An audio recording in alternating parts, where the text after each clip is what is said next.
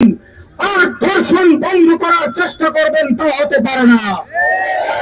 ধর্ষণ যদি বন্ধ হতে হয়, বিচার বন্ধ করতে হবে, জিনা বন্ধ করতে হবে, ফ্রি মিক্সিং বন্ধ করতে হবে, অবাধ মিলামেশা বন্ধ করতে হবে।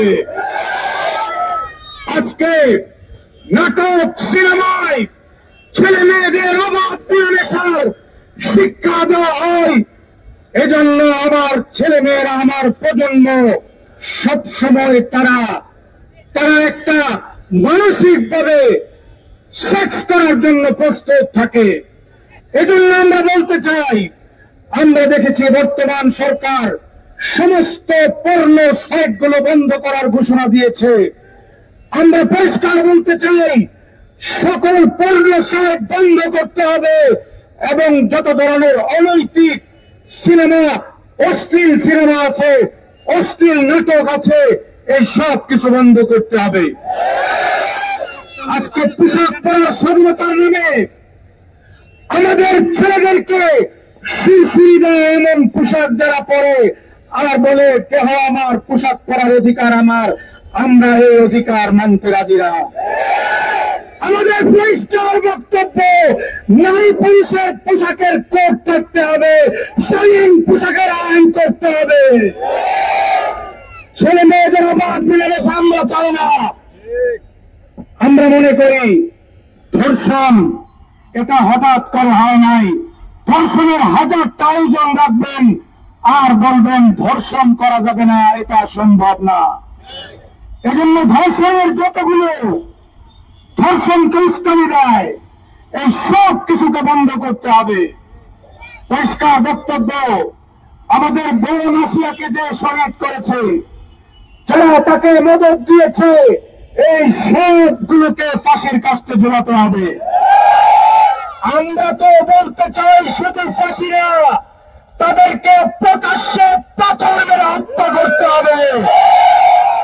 আল্লাহ জিনার বিচার করেছেন, জিনার বিচার হলো বিবাহিত কোন পুরুষ অথবা নারী যদি জিনায় লিপ্ত হয়, তার শাস্তি হলো পাথর মেরে তাকে হত্যা করা। আমরা বলতে চাই, এই নরক পিশাচকে পাথর মেরে হত্যা করে বাংলাদেশের জন্য একটা দৃষ্টান্ত স্থাপন করতে হবে। আমার ভাইরা, আমরা 15-16 বছর সংগ্রাম করে, আন্দোলন করে, জেল জুলুম নির্যাতন সহ্য করে, আমার হাজার হাজার ভাইয়েরা শাহাদাত বরণ করে আমরা ফ্যাসিবাদকে বিদায় করেছি। আজকে আমরা দেখতে পাই যে সেই ফ্যাসিবাদের দূষররা 13 সালে যারা হাসিনাকে ফ্যাসিস্ট বানিয়েছে, যাদের আন্দোলনের কারণে হাসিনা স্বৈরাচার হয়েছিল, সেই শাহবাগীরা আজকে মাথা উঠানোর চেষ্টা করছে। পরিষ্কার বক্তব্য, শাহবাগীরা যে আন্দোলন নিয়ে আসুক, তাদেরকে প্রতিরোধ করার জন্য আমরা প্রস্তুত আছি। শাহবাগের বিরুদ্ধে সক্রিয় চেতনা চলতেই থাকবে। বাংলাদেশ যতদিন থাকবে, সক্রিয় চেতনা থাকবে। এই দেশ সক্রিয় চেতনার মাধ্যমে চালাতে হবে। যদি শাহবাগের চেতনাকে পুনরুজ্জীবনের চেষ্টা করা হয়, আবার শাপলা চত্বরে যাব, গোটা বাংলাদেশকে অচল করে দেওয়া হবে ইনশাআল্লাহ। প্রস্তুত থাকতে হবে। বাংলাদেশকে নিয়ে আজকে ষড়যন্ত্র হচ্ছে। বাংলাদেশের এই নতুন গভর্নমেন্ট যেন ফল করে, এই জন্য দেশি বিদেশি ষড়যন্ত্র চলছে। আমরা বলতে চাই, এই গভর্নমেন্টের সাথে বাংলাদেশের মুসলমানরা আছে। আমরা চাই সংস্কার, সংস্কার এবং আমরা চাই হাসিনার বিচার।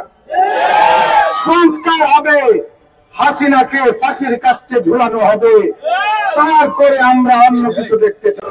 আপনি হয়তো জানেন যে 2016 সালে কুমিল্লায় সেনাবাহিনীর ঊর্ধ্বতন অফিসারদের আপনার যেখানে হচ্ছিল ইন্ধন ছিল যে তনু হত্যা, এবং কি কিছুদিন আগে যে আপনার 2022 সালে যে আপনার বসুন্ধরা গ্রুপের এমডি যে আপনার সোবাহান, তানভীর সোবাহানের যে আপনার মুনিয়া কাণ্ড, এই দুইটা যদি সুষ্ঠুভাবে তদন্ত হতো তাহলে আমরা আজকে আসিয়াকে এভাবে দেখতে হতো না। আপনি সাধারণত আপনার বাংলাদেশে যে দর্শনগুলো হয় ওগুলাতে হচ্ছিল উপর থেকে এবং নিজ পর্যায়ে যদি বিচারগুলো পাকাপোক্তভাবে হইতো তাহলে আর জনসাধারণকে বারবার মাঠে নামতে হতো না। আমি বলবো দেন, দর্শনের শুধু দুর্বলের জন্য আপনি জব আর গরমের জন্য শক্তের ভক্ত নরমের জব, একটা কথা আছে, ওই কাজ না করে শক্তের জন্য শক্ত, দুর্বলের জন্য হচ্ছিল আরো শক্ত হিসাবে আমাদেরকে উপস্থাপন করা উচিত।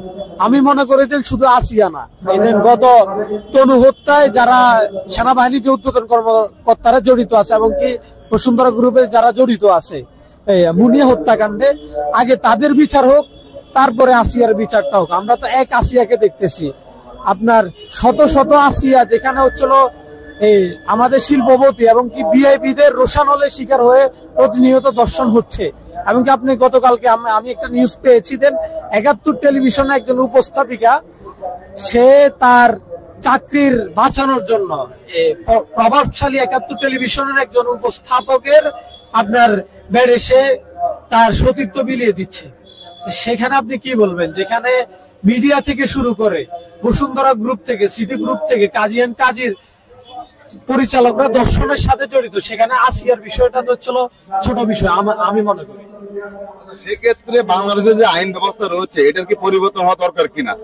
না, অবশ্যই। আমি মনে করি যে বাংলাদেশের যেহেতু আপনার ব্রিটিশ যে আইন, আপনি দেখেন ৮৬ আইন, ৯০ আইন, এই সবগুলো আইন হচ্ছিল আপনার ইসলাম পরিপন্থী এবং কি বাংলাদেশের যে গত ৫৪ বছরেই আপনার এই আইনের কোনো একটি উপকার মানুষ পেয়েছে কিনা আমি জানি না।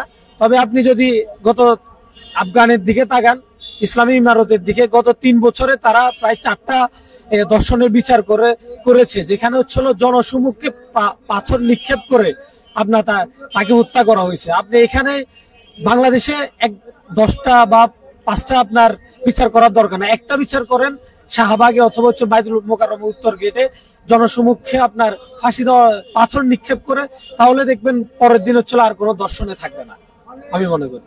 আচ্ছা, কিছু কিছু সংগঠন এই ধর্ষণের বিচারের দাবিতে প্রধান উপদেষ্টার কার্যালয়ে যাওয়ার সময়ে পুলিশের উপর হামলা করেছে, এই বিষয়টি কেমন দেখছেন? আপনি হয়তো জানেন না, আওয়ামী ফ্যাসিস্ট যখন ছিল তখন এই সংগঠন, বুইফুট সংঘ, আমি তাদেরকে বুইফুটে বলবো, তাদেরকে আপনি রাস্তায় পান নাই দর্শনের বিচার। এবং কি বাংলাদেশের যারা এই বুইফুট সংগঠনগুলা প্রত্যেকটা দাবির বিপক্ষে আপনি খেয়াল করছেন কিনা দেখেন, তাদের দরকার ছিল দর্শন বিরোধী আপনার একটা মিছিল এবং কি দর্শনের দর্শন কেন হয় সেটা জাতির সামনে উপস্থাপন করা। এবং কি তারা দেখেন তনু হত্যাতে তারা চুপ এবং কি হচ্ছিল এই যে তানভীর সোবাহান, এই যে আপনার বসুন্ধরা গ্রুপের এমডি যে বা মিডিয়াতে আপনার যে বিলবোর্ড বলেন, অশ্লীল ছবিতে তারা আপনার কোনো উপস্থাপন না করে এবং কি কথা প্রতিবাদ না জানিয়ে তারা আপনার বিচার ব্যবস্থার উপরে প্রশ্ন তুলতেছে, বলতেছে যে উপদেষ্টাদের ব্যর্থতা, তারা সরকারের ব্যর্থতা। এবং কি গতকালকে আপনি একটা ভিডিও ভাইরাল দেখছেন, তারা পুলিশকে ধাক্কা দিয়ে বলতেছে টাচ করবি না, টাচ কর। তো এদের মতো মাথা মোটা এবং কি সেন্সলেস সংগঠনকে আপনি কিভাবে দেখতেছেন তারা জাতির জন্য? আপনার মতে ধর্ষণ খেলাফত ভিত্তিক রাষ্ট্র ব্যবস্থা চাচ্ছি, আমরা খেলাফত ভিত্তিক রাষ্ট্র ব্যবস্থা চাচ্ছি। আল্লাহর জমিনের আল্লাহর আইন চলবে এবং আল্লাহর জমিনের আল্লাহর আইন ছাড়া সঠিক ইনসাফ ভিত্তিক রাষ্ট্র প্রতিষ্ঠা হবে না। ইনসাফ ভিত্তিক রাষ্ট্র প্রতিষ্ঠা করতে হইবে, এই বাংলার জমিনে আল্লাহর খেলাফত প্রতিষ্ঠা করতে হইবে। এই খেলাফত প্রতিষ্ঠা করার জন্য বাংলাদেশ খেলাফত মজলিসের নেতৃত্বে, আল্লামা মাহমুদুল হকের নেতৃত্বে ইসলামী প্রতিটা দল ঐক্যবদ্ধ হয়ে, মামুনুল হকের নেতৃত্বে ঐক্যবদ্ধ হয়ে আগামী নির্বাচনে খেলাফত প্রতিষ্ঠা করার জন্য সবাইকে ঐক্যবদ্ধ কাজ করার উদাত্ত আহ্বান জানাচ্ছি। আপনারা কি আগামী নির্বাচন অংশগ্রহণ করবেন কি? ইনশাআল্লাহ করবো, সময় মতো সংস্কার করে এবং বিগত দূষরদের বিচারের পরেই আমরা নির্বাচনে আগানোর জন্য এই সরকারকে আমরা উদাত্ত আহ্বান জানাচ্ছি। বাংলাদেশে যে কয়টা ইসলামিক দল রয়েছে সব কি একত্রিত হতে পারবেন? ইনশাআল্লাহ অবশ্যই কওমিগণনার সবাই দল এক হবে এবং ইসলামী দলগুলো এক হবে। এক হওয়ার পরেই আল্লামা মামুনুল হকের নেতৃত্বে পরবর্তী ডিসিশন হবে ইনশাআল্লাহ। এই যে আছে আসিয়াকে যে মেরে ফেলা হয়েছে নির্যাতন করে, এর বিরুদ্ধে যদি সরকার কোনো উপদেশ না নেয় তাহলে এই যে আসামি ধরছে যদি কোনো ফাঁসি না দেয় তাহলে সকল ইসলামী দল এবং এক হয়ে বড় একটা উদ্যোগ নেওয়া হবে এবং আন্দোলনে ডাকা হবে। আর যদি এর উদ্যোগ না নেয় তাহলে আমাদের কর্মসূচি আরো আছে, ইসলামী আন্দোলন, ছাত্র আন্দোলন এবং যুব আন্দোলন, সকল আন্দোলন এরা সবাই ইনশাল্লাহ মাঠে থাকবে। আমাদের প্রোগ্রাম কালকে শনিবার শাহবাগে আছে এই ধর্ষণের বিরুদ্ধে। ইনশাল্লাহ শাহবাগে সমাবেশ ডাকছে নায়েবে আমির হযরত মাওলানা মুফতি সৈয়দ মোহাম্মদ ফয়জল করিম সাহেব এবং রেজাল করিম সাহেব এবং আরো অন্যান্য ওলামা একরাম ওই জায়গায় থাকবেন। আমরা ধর্ষকদের জন্য মিছিল করছি, যারা ধর্ষিত হয়েছে আমাদের বোন আসিয়ার জন্য আমরা মিছিল দিতেছি। আসিয়ার আমরা সর্বোচ্চ আসিয়ার যারা ধর্ষণ করেছে তাদেরকে আমরা ফাঁসি চাই। সেই ফাঁসিটা হতে হবে ব্রিটিশ ল দিয়ে না, সেই ফাঁসিটা হতে হবে আল কোরআনের আইন দিয়ে, আল কোরআনের বিধান দিয়ে। এই বাংলার জমিনে ৯২% মুসলমানের দেশ, এই দেশে কোরআনের আইন দিয়ে ধর্ষকদের ফাঁসি দিতে হবে। আমরা সেই কামনা করে এই জাতিকে জানাতে চাই ইনশাআল্লাহ ৯২% মুসলমানের দেশে ব্রিটিশ ল দিয়ে বিচার করা আমরা মেনে নেব না। আমরা কোরআন দিয়ে বিচার চাই, আমরা কোরআনের জন্য আমাদের জীবন উৎসর্গ করবো ইনশাআল্লাহ। আমরা আমাদের জমিনে, এই জমিন আল্লাহর, বিচার চলবে আল্লাহর, মানুষ সত্য সংগ্রাম দিয়ে এই বিচার আমরা মানব না ইনশাআল্লাহ।